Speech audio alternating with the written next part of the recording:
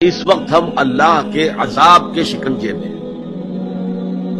کیوں؟ جس قوم کے پاس اللہ کی کتاب ہو اور اللہ کی شریعت ہو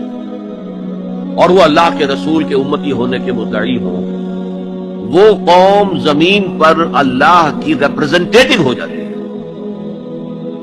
اب اگر وہ قوم اپنے عمل سے مس ریپرزینٹ کرے تو وہ کافروں سے بدتر ہے، غیر مسلموں سے بدتر ہے، پھر ان کو عذاب ملتا ہے۔ آج ہماری ذلت اور رسوائی، ہم سے پہلے بھی ایک امت تھی اور بڑی چہیتی اور لاڈلی امت تھی، ذرا زیادہ تو کیجئے۔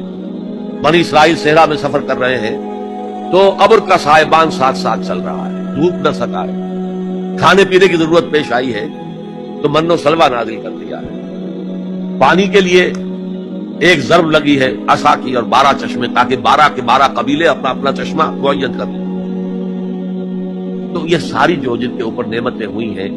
انہی کے بارے میں فرمایا گیا جب انہوں نے بے عملی اختیار کی، بد عملی اختیار کی، شریعت کو پس پش ڈال دیا، اللہ کی کتاب کو پس پش ڈال دیا۔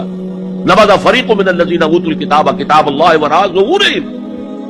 تو پھر اللہ نے فرمایا ضربت علیہم الذلۃ والمسکنۃ وباؤوا بغضب من اللہ، ان پر ذلت، کمزوری اور مسکنت، کم ہمتی مسلط کر دی گئی،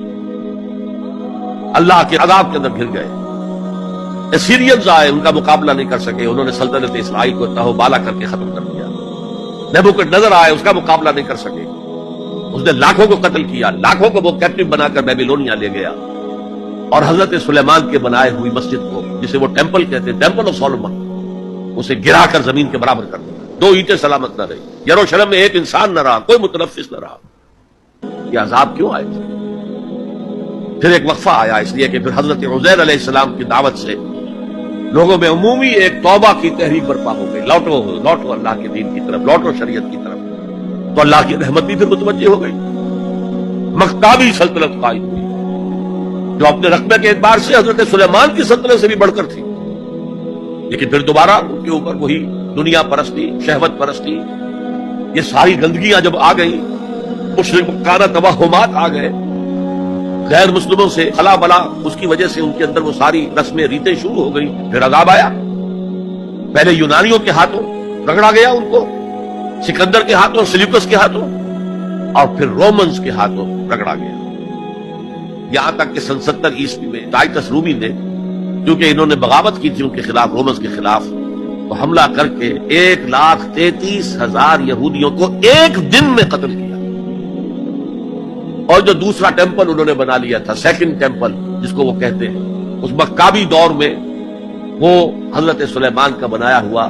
وہ معبد جو ہے وہ دوبارہ بن گیا، 70 عیسوی میں اسے پھر گرا دیا گیا، آج تک گرا پڑا ہے، 1934 برس سے ان کا خانہ کعبہ گرا ہوا ہے۔ یہ اللہ کا قانون ہے، جو امت کتاب اللہ اور شریعت خدا بندی کی حامل ہو کر اور طرز عمل اس کا مختلف اور برعکس ہوگا، وہ کافروں سے بدتر ہے اللہ کی نگاہ میں۔ اب علاج ایک ہی ہے،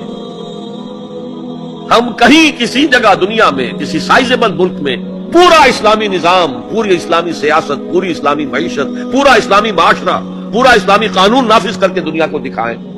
and we should be able to invite the humanity at large, come and see with your eyes, this is Islam۔ یہاں کی برکتیں دیکھو، یہاں ہر شخص کی بنیادی ضروریات ریاست کے ذمے ہیں۔ یہ جو سوشل سیکیورٹی کا کام آج ہو رہا ہے، اسکینڈینیوین کنٹریز کے سوشل سیکیورٹی کا نظام جو ہے دنیا میں کہاں سمجھا جاتا ہے، ٹاپ پر ہے، پھر انگلستان میں ہے ان امپلائمنٹ الاؤنس، امریکہ کے اندر بھی ہے، لیکن یہ کہ سب سے پہلا سوشل سیکیورٹی کا نظام خلافت راشدہ میں ہوا ہے، جہاں ہر شخص کی جو بھی بنیادی ضروریات ہیں اس کی کفالت ریاست کے ذمہ تھی۔ میں نے جو حال یہاں دیکھا ہے پاکستان میں کبھی نہیں دیکھا، جس طرح کی چھوٹے چھوٹے سے 4 فٹ 6 فٹ 7 فٹ کی ایک لکڑی کی بنی ہوئی کوٹڑی کے اندر پورا خاندان آباد ہے، اور جبکہ اونچے اونچے محل موجود ہے سب۔ یہ عجیب ملک ہے، ڈیموکریسی میں بہت اونچا، لیکن سوشل سیکیورٹی کا کوئی نظام سرے سے نہیں۔ ہمارے ہاں پاکستان میں بھی وہ کوئی اسلامی نظام ہے، جو زکوٰۃ ہے وہ پورا بیت المال کا نظام قائم نہیں ہے جیسے کہ ہونا چاہیے، پھر بھی کچھ نہ کچھ زکوٰۃ کا نظام جو قائم کر گئے تھے ضیاء الحق صاحب، اسے کچھ نہ کچھ غریبوں کی مدد ہوتی۔ تو بہرحال جب تک ہم دنیا کے سامنے اسلام کی نمائندگی نہیں کریں گے، صحیح اسلام کی اور کامل اسلام کی، اس وقت